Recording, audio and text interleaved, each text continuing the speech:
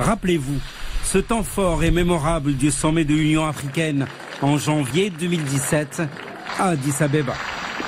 Il est l'heure de rentrer à la maison, moment où le Royaume compte parmi les nations africaines les plus développées et où une majorité de pays membres aspirent à notre retour. Nous avons choisi de retrouver la famille.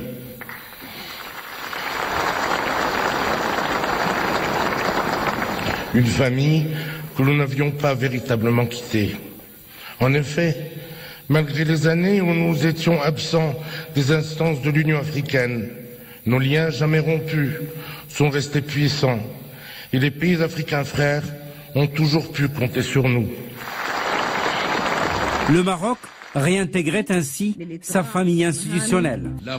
Mais en réalité, le Royaume a toujours été très attentif aux préoccupations du continent, très solidaire des pays africains, très présent dans les missions humanitaires de promotion de la paix et du développement. Les multiples visites royales dans 25 pays du continent ont été couronnées ces 2 dernières décennies par plus d'1 millier d'accords et conventions.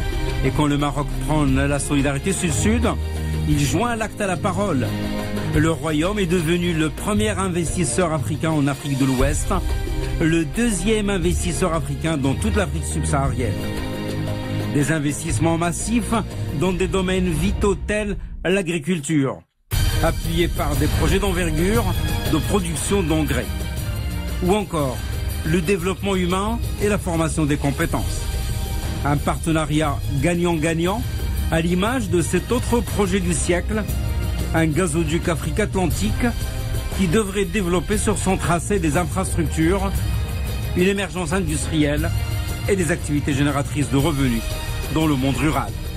La solidarité sud-sud prônée par le Royaume avec le leadership de Sa Majesté le roi Mohammed VI se traduit également dans les missions de maintien de la paix des forces armées royales dans le continent, ainsi que dans les missions humanitaires d'acheminement des aides dans les zones frappées par les catastrophes naturelles et de déploiement d'hôpitaux militaires de campagne au service des populations nécessiteuses.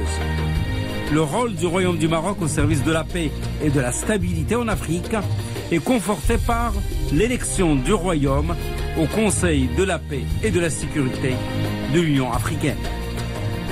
Le Maroc, qui met ses expériences et son savoir-faire au service des pays du continent dans divers domaines pour l'édification d'une Afrique qui fait confiance à l'Afrique et pour une Afrique qui fait confiance à sa jeunesse.